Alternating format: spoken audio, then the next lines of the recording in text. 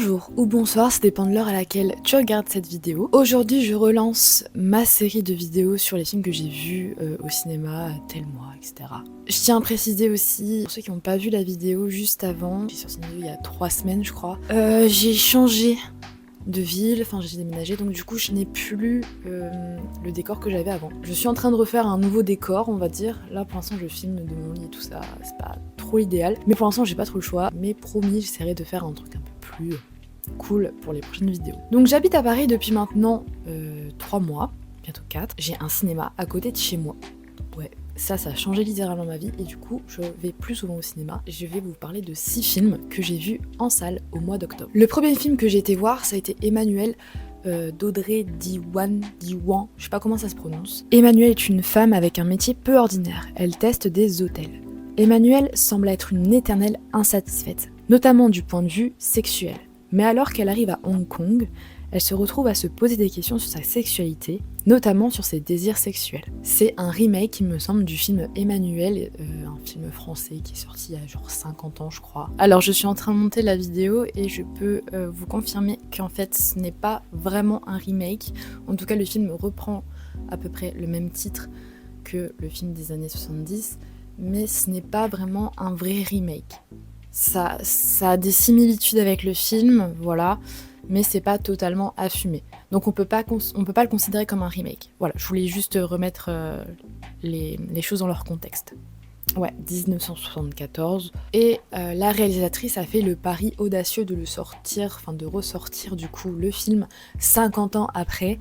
Et c'est là que ça casse. Le remake, c'est plus compliqué à cerner. Par là, je veux dire que c'est plus dur de faire mieux. Surtout que Emmanuelle, vraiment, ça a été un film qui a marqué cette année-là. En fait, c'est vraiment un film qui est reconnu dans l'histoire du cinéma français. Et du coup, faire mieux que l'original, c'est dur, c'est un pari risqué. Et surtout que là, ça n'a pas marché, en tout cas de mon point de vue. Pourtant, il y avait matière à faire beaucoup mieux. Par là, je veux dire que le film se déroule 50 ans plus tard, et en 50 ans, les mœurs ont beaucoup changé.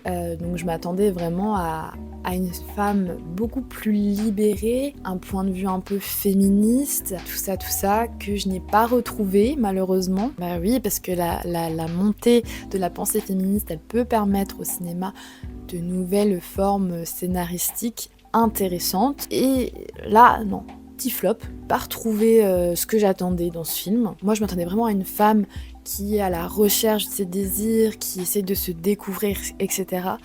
Pas une femme frustrée sexuellement et qui est heureuse uniquement avec la rencontre d'un homme. Ouais, encore un film où il y a ça. Moi j'en peux plus des films comme ça, c'est chiant en fait, c'est énervant. Ça fait vraiment passer le personnage pour une femme qui est dépendante d'un homme et ça, j'ai pas trop compris du coup. Je vois pas l'intérêt. Après là je fais la vidéo en décembre, je l'ai vu en octobre donc le film vraiment il m'a tellement pas marqué que j'ai pas vraiment de souvenirs exacts. Mais je sais que je me suis fait chier pendant le film en fait. Qu'on s'est fait chier parce que je l'ai vu avec quelqu'un. Et vraiment on est sorti de là en mode waouh, mais on a perdu 2 heures de notre vie. Tellement déçus parce que vraiment on aurait pu vraiment explorer plein de choses et là on est resté là comme ça. Il n'y avait pas d'intérêt en fait. Ouais c'est ça, il y a aucun intérêt pour ce remake, il y a aucun intérêt. Enfin je sais qu'il n'est pas resté longtemps au cinéma et les critiques elles ont pas été super sympas, donc voilà, un peu déçue. Du coup j'ai essayé de me réconforter avec un deuxième film, Joker, Folie à deux de Todd Phillips. Après son incarcération, Arthur Fleck semble s'être assagi. Il est comme éteint. L'heure de son procès est venue, mais Arthur fait la rencontre d'une jeune femme, Lee, dont il tombe éperdument amoureux. Mais leur relation risque de refaire surgir son côté diabolique.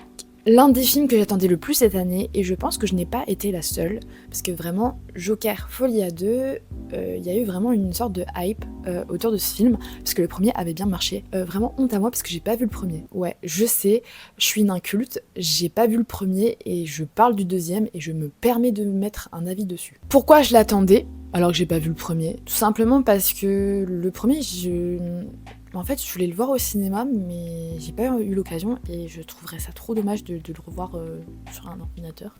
Donc j'attends qu'il repasse au cinéma, j'espère un jour. Et je trouvais que l'ambiance, la colorimétrie, etc. du premier était vraiment super belle. Et j'en ai entendu que du bien. C'est vrai que Joker, c'est un film qui revient assez souvent dans les films préférés des gens avec qui je parle. Et voilà, j'en avais entendu que du bien, donc du coup le 2, bah j'avais envie d'aller le voir, quoi, tout simplement. Et surtout, il y a Lady Gaga qui joue dedans.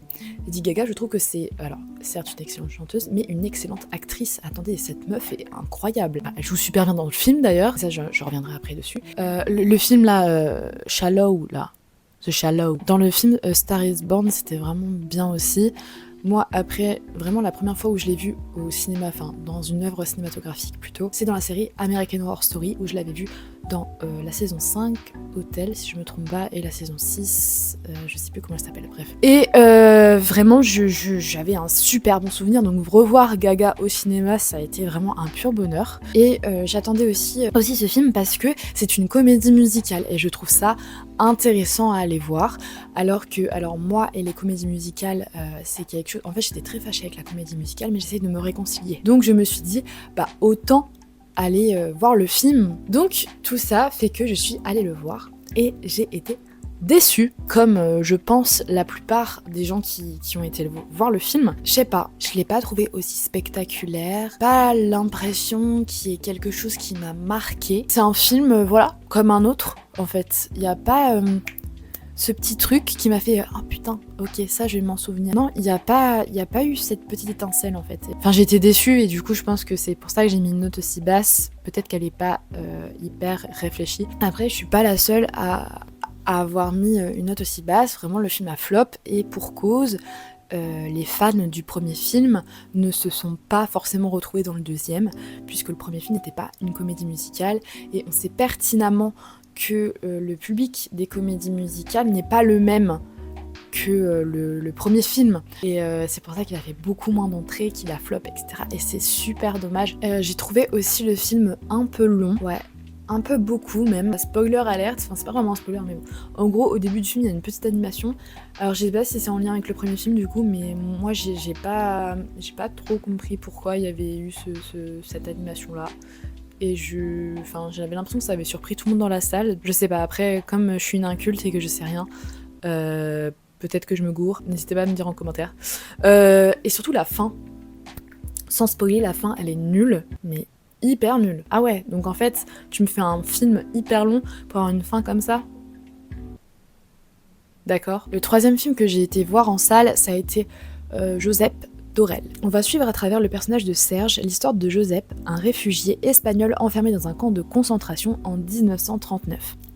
C'est un peu spécial parce que ce film il est pas sorti en 2024 mais il est sorti en 2020 il me semble. Alors pourquoi je l'ai vu en salle? Parce que j'ai reçu une invitation de l'UGC dans lequel je vais.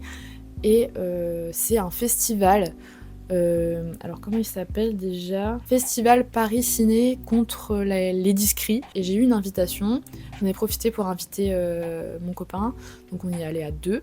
J'avais déjà vu ce film auparavant. Ouais, je l'avais regardé comme ça, sans plus. Mais après, ouais, je l'avais regardé sur mon ordinateur. C'est vrai que, bon, bah, je l'avais noté, 2,5 sur 5, je crois. Un film moyen, quoi. C'est vrai que c'est une toute autre expérience. C'est comme quoi, vraiment, le cinéma offre une expérience de dingue à des films. C'est vraiment très immersif et du coup, ça peut vous faire changer d'avis sur certains films. Et surtout aussi, peut-être, c'est le fait que Josep, c'est un film assez dur à regarder parce qu'il y a des scènes de violence, toutes sortes de violences. Et c'est très dur parfois pour certaines personnes de regarder ce genre de film, bien que ce soit de l'animation. Non, ça n'adoucit pas les séquences violentes. J'avais beaucoup de mal, je me souviens lors de mon premier visionnage avec cette animation-là, qui était un peu spéciale, surtout au début du film, qui était un peu saccadée. Et en fait, lors de mon deuxième visionnage, j'ai compris que c'était par rapport aux souvenirs, je crois. Je pense, d'après ce que j'ai compris. Mon copain a bien aimé, et moi aussi, en fait. Donc vraiment, j'ai changé d'avis, et je trouve ça hyper intéressant de se dire, ok, bah quand t'aimes pas un film, peut-être que c'est parce que c'est le contexte dans lequel tu l'as regardé, etc. Tu vois. Donc voilà, film qui parle de choses assez lourdes, avec certaines violences que je ne conseille pas à tout le monde. Du coup, gros trigger warning, vous êtes prévenus. Mais c'est un film très touchant et je crois qu'il a gagné un César. Ça veut pas forcément dire quelque chose, mais on peut le souligner. Le 4e film que j'ai vu en salle, et je sais que ça risque de diviser, enfin que mon avis risque de diviser certaines personnes en commentaire, ça a été L'amour ouf de Gilles Lelouch. Jackie rencontre Clotaire sur les bancs du lycée, et là, c'est le coup de foudre. Mais Clotaire tombe petit à petit dans les magouilles et finit par aller en prison sur un malentendu, laissant Jackie seule. C'est le film que tout le monde attendait, j'ai l'impression. En tout cas, dans mon entourage, on en parlait très souvent, et moi, j'étais hyper hypée. Vraiment, dès qu'il était sur Letterboxd, je l'ai mis dans ma watchlist pour vous dire, j'attendais que ça. Et je sais que Gilles Lelouch est un très bon réalisateur. J'avais adoré Le Grand Bain. Et là, L'amour ouf me donnait envie, même si l'affiche était un peu spéciale et je savais pas trop ce que ça racontait. Généralement, quand je vais au cinéma, je regarde pas les synopsis pour être vraiment surprise, etc. Bon, malheureusement, quand je vais au cinéma, des fois je tombe sur des bandes annonces, donc je vois un petit peu, ça me spoil entre guillemets. Mais généralement, j'aime pas regarder tout ce qui est bande-annonce, synopsis, c'est pas trop mon délire. Enfin bref, là je m'égare un peu, vous voyez. Et là, non, j'étais vraiment hypée, j'avais envie de le voir, et surtout qu'on retrouve des acteurs que j'aime beaucoup, dont Alain Chabat et Adèle Exarchopoulos. Vraiment 2 acteurs que j'aime beaucoup. François Civil m'a déçu depuis qu'il a fait pas de vagues, on va pas revenir là-dessus. Quand il est sorti, il y avait une avant-première au Kinépolis de l'Homme, sauf que je n'habite plus dans le Nord, donc j'étais dégoûtée. Parce qu'en fait, il faut savoir que le film a été tourné pour la plupart dans le Nord, si je dis pas de bêtises. D'ailleurs, je reviendrai là-dessus plus tard. C'était vraiment l'une de mes plus grosses attentes cinématographiques, avec Le Comte de Monte Cristo que j'ai vu. Malheureusement, j'étais en pause vidéo au moment où je l'ai vu, donc j'ai pas pu faire de review dessus. Donc vraiment une grosse attente. Et je suis allée le voir toute seule à une séance à 11h. En plus, on n'était pas beaucoup dans la salle et ça a été vraiment l'une de mes meilleures séances depuis le début de l'année. J'ai adoré. J'ai adoré en fait, il n'y a pas d'autre mot. C'est pour vous dire, je l'ai tellement adoré que dans mon top 4 Letterboxd, il a pris la place d'Illusion perdue. Voilà. C'est pour vous dire à quel point le film m'a marqué. Et le film m'a marqué pour plusieurs raisons, dont, et là je vais revenir là-dessus, il a été tourné dans le Nord. Alors il y a un contexte spécial, comme j'ai déménagé, je suis un peu nostalgique de ma région. Et là, de voir des lieux où j'ai été, des lieux aussi où j'ai tourné, parce que j'ai fait quelques trucs, j'ai fait de la figuration, tout ça, et il se trouve que, ils ont utilisé certains décors dans lesquels j'ai tourné, et ça m'a fait quelque chose. Et je pense que ça a en partie déclenché chez moi quelque chose, un sentiment, et c'est pour ça que j'ai autant aimé le film, je pense aussi.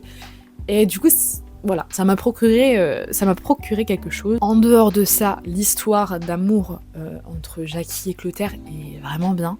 Moi, j'ai adoré, en fait. Par contre, j'ai beaucoup aimé la première partie du film. La première partie du film qui prend vraiment presque tout le film, en fait. Enfin, je m'attendais pas à ça, d'ailleurs. J'ai trouvé la première partie très longue. Et je me disais, mais c'est quand qu'on voit Adèle Exarchopoulos, en fait. J'attendais que ça. Non, j'étais un peu surprise que ça dure aussi longtemps, mais ça m'a pas déplu. Bien au contraire, j'ai passé un très bon moment et j'ai pu faire la découverte de nouveaux acteurs, du coup, qui étaient vraiment sympas à voir. L'alchimie entre eux était vraiment top.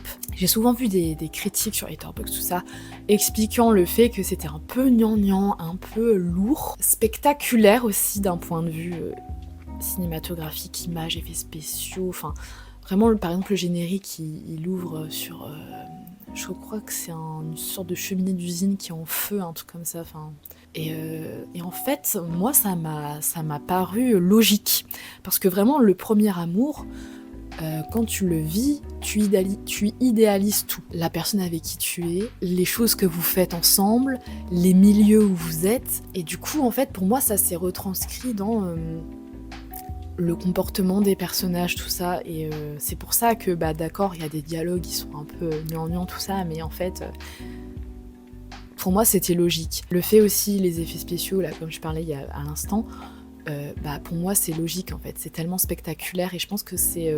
Enfin, en tout cas, moi, je l'ai compris comme ça. Ça retranscrit, en fait, la relation qui est... un premier amour, où tu idéalises tout est spectaculaire, tout est incroyable. Et je crois que c'est peut-être ça, du coup, qu'il a voulu montrer en faisant un peu trop. Moi, ça m'a fait penser à ça. Après, chacun a son opinion, a son avis, et ça se trouve, le réalisateur, s'il tombe un jour sur cette vidéo, il va faire mais what the fuck, qu'est-ce qu'elle raconte celle-là? J'en sais rien, mais non, c'était incroyable. Et puis de toute façon aussi, il y a un truc. Sachez une chose, c'est que si le film commence où il y a du The Cure dans le film, c'est forcément un bon film. Il n'y a pas de débat là-dessus. Mais voilà, il y a plusieurs scènes aussi qui m'ont marqué. Enfin, la première scène du film m'a beaucoup marqué aussi, parce que c'est un endroit où j'ai été. Voilà, que j'ai vu en vrai tout ça plusieurs fois, donc ça m'a fait quelque chose de le revoir. C'est quand même assez étrange de commencer le film par ça. Je vais essayer d'expliquer sans spoiler parce que c'est très dur, mais c'est aussi intriguant de commencer une scène par ça, et du coup t'as la scène en tête pendant toute la durée du film et tu te dis mais putain, comment ça va se terminer en fait. La scène du peuple aussi, ça m'a marqué pour les mêmes raisons.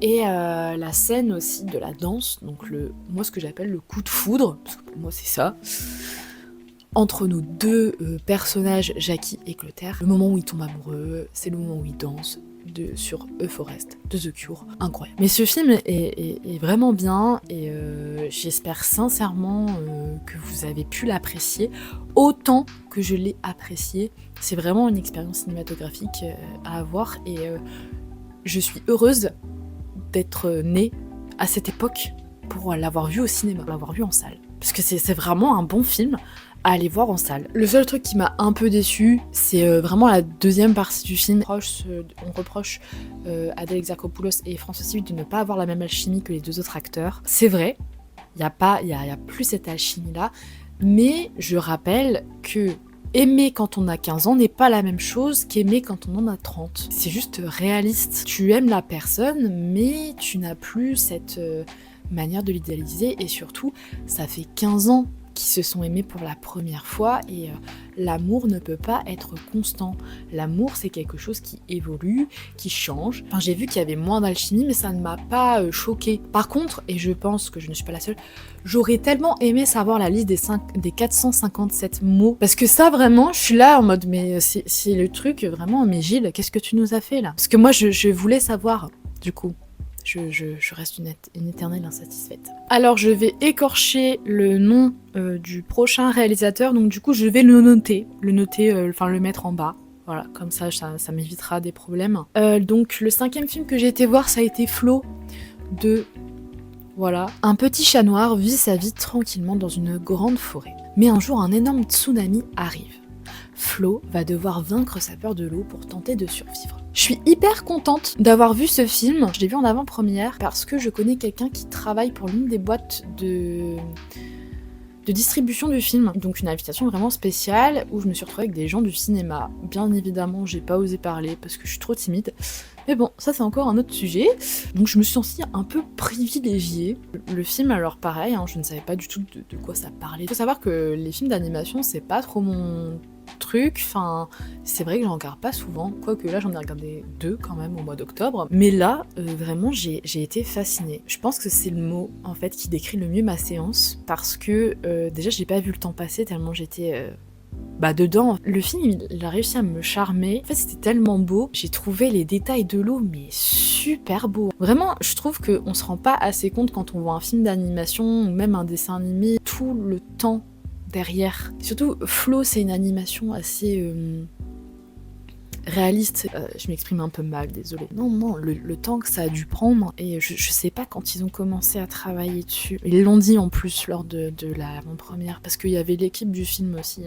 C'était hyper cool. Il y a aucune parole dans le film. Là, il y a pas de parole, c'est juste des miaou, des ouf. Il y a pas de parole et je me suis pas ennuyée une seule seconde. Il y a juste un moment vers la fin que j'ai pas trop compris qui rend le truc un peu magique. Ça m'a fait penser un peu au tome 5 de Lou. Tome 6, non, Lou tome 6. Le tome 6, L'âge de cristal. Ça m'a fait penser à ça, je saurais pas vous dire pourquoi. Pour ceux qui ont la ref, c'est cool, pour ceux qui l'ont pas, désolé. Franchement, c'est un film que je conseille, c'est un beau film d'animation, et allez le voir si vous en avez l'occasion, surtout au cinéma. Et le 6e et dernier film que j'ai vu en salle au mois d'octobre, ça a été Monsieur Aznavour de Grand Corps Malade et Mehdi Idir, un biopic sur l'histoire du célèbre chanteur Charles Aznavour. Alors, je ne sais pas pourquoi, mais je vois souvent des critiques de cinéma sur TikTok qui disent oh non, mais en plus, Monsieur Aznavour, il y a plein d'effets spéciaux, machin, ça se voit, machin et tout. Non. Voilà. Ouais, je commence un peu fort, en fait. Je commence par les critiques que j'ai vues. C'est un peu bizarre de commencer ma critique comme ça. Ça m'a pas choqué.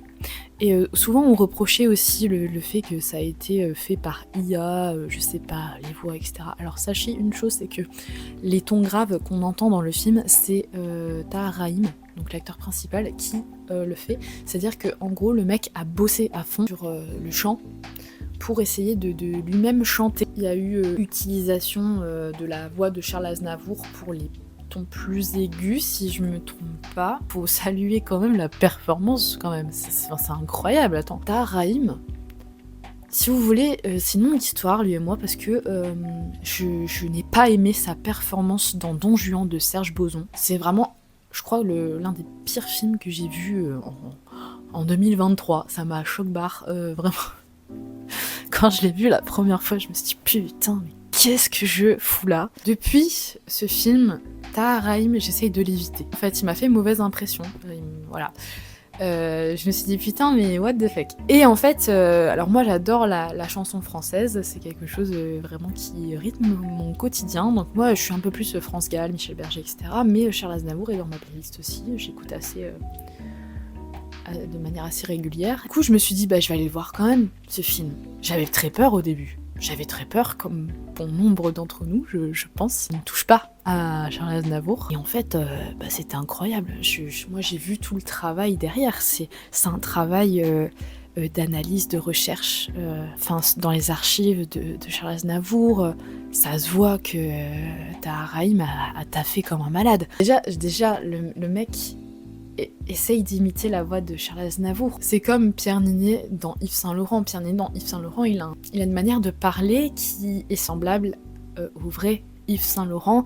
Et pour cause, pareil, il avait analysé, il avait fait des recherches avec des archives, etc.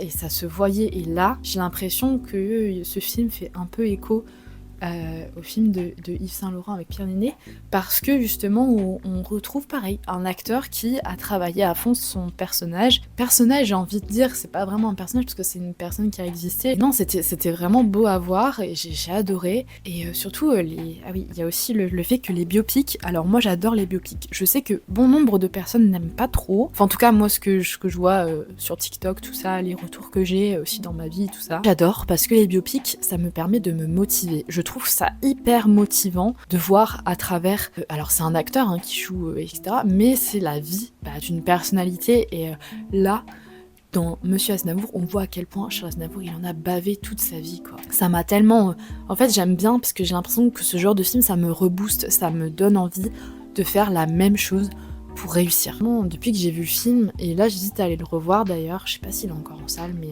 j'hésite à aller le revoir. Le film vraiment ça m'a motivé en fait, ça me motive. Je trouve qu'on n'a pas assez de témoignages de tout ça. Les gens qui ont réussi, les gens qui sont acteurs, qui sont chanteurs, qui sont auteurs, ils en parlent pas en fait de leur réussite, ils parlent pas de leur échec. Et je trouve ça hyper important, j'en parlais avec un ami il y a pas longtemps, enfin vite fait, comme quoi moi ça m'aiderait de fou des personnalités qui parlent de leur parcours, de leur vrai parcours, vraiment les galères qu'ils ont pu rencontrer. Et qu'en fait, t'as l'impression que le mec, il est là comme ça, et d'un seul coup, il pop, et puis c'est d'un coup, alors que pas du tout. C'est beaucoup de travail derrière, et ça, on s'en rend pas compte. Mais ce film, vraiment, je l'ai bien aimé. Par contre, il y a un truc qui m'a saoulée, et ça, faudra qu'on en parle à un moment donné, faudra qu'on se pose, qu'on en discute. Les gens qui payent 15 € leur place pour parler à voix haute pendant tout le film, j'ai jamais compris le délire. Vraiment, c'est insupportable. Vous savez pas vous tenir. Déjà, j'ai beaucoup de mal avec les gens sur leur téléphone. En fait, je comprends pas. Tu payes 15 balles la place pour être sur ton téléphone. Enfin, tu profites pas du film. Attends qu'il sorte en streaming, en VOD ou je sais pas, et voilà. Mais là, en fait, c'est juste gênant pour l'autre personne. Et là, pendant mon visionnage, j'avais 2 meufs derrière moi. Et ce sont pas des jeunes, hein. ce sont pas des jeunes de mon âge ou quoi, ou qui sont plus jeunes que moi, c'était des daronnes de 40 ans qui étaient derrière moi. Ça piaillait et puis ça parlait fort, à voix haute, comme là je vous parle actuellement, vraiment zéro vanne. Hein. Et surtout elles en profitaient quand il y avait des séquences musicales parce que je pense qu'elles se disaient ah bah ils vont rien entendre hein, vu que c'est super fort et c'est que de la musique. En fait ma belle, t'es bête. Et ça m'énerve encore plus de pas avoir su réagir parce que j'ai pas osé, parce que j'aime pas le conflit et que je suis trop timide. Je sais pas comment faire, je sais pas si on peut réintégrer les vigiles qui font des rondes dans les salles de cinéma. Je sais que ça se faisait quand j'étais un peu plus jeune et là ça se fait plus. Enfin bref, pour revenir au film, vraiment je le conseille fortement. Allez le voir s'il est encore en salle, je l'espère pour vous. Alors vidéo un peu longue, désolée. Ainsi s'achève mon mois d'octobre cinématographique. Un mois très enrichissant, à part les 2 premiers films qui n'étaient pas oufissimes, on va pas se mytho. Le classement, je mettrai en 6ème place Emmanuel, en 5ème Joker Folie à 2, en 3ème... non, en 4ème, pardon, Joseph. En 3ème, je mettrai Flo, en 2ème Monsieur Aznavour et 1er L'amour ouf. Je sais pas pourquoi j'ai voulu faire un classement, c'est pas du tout dans mes habitudes, mais peut-être que du coup ce sera une nouvelle habitude en fin de vidéo, c'est sympa. Voilà, en tout cas, j'espère que vous, votre mois cinématographique d'octobre a été bien. Alors oui, je pose la question en décembre, c'est totalement logique. Moi j'aimerais bien savoir quel film vous avez été voir, pas forcément au mois d'octobre, récemment en fait, et que vous avez aimé ou détesté. Ce serait intéressant d'en parler en commentaire. Peut-être que j'ai vu le film et du coup on pourra débattre de manière respectueuse, hein, toujours évidemment. Et voilà, donc n'hésitez pas à me dire ce que vous en avez pensé en commentaire, si je peux améliorer aussi peut-être mon décor. Là je sais que j'ai mis une lumière, ouais, bref. Si je peux améliorer quelque chose aussi au niveau du montage, voilà, tout ça. C'est ma vidéo vraiment de retour officiel. Celle d'avant, c'était un peu retour officiel, mais là, c'est vrai que j'ai mis du temps et tout. J'ai un peu moins de temps pour faire des vidéos, mais j'essaierai vraiment de débloquer un peu de temps. Voilà, c'est promis. Quant à moi, je vous retrouve très très vite pour une prochaine vidéo. Bisous, à plus dans le bus.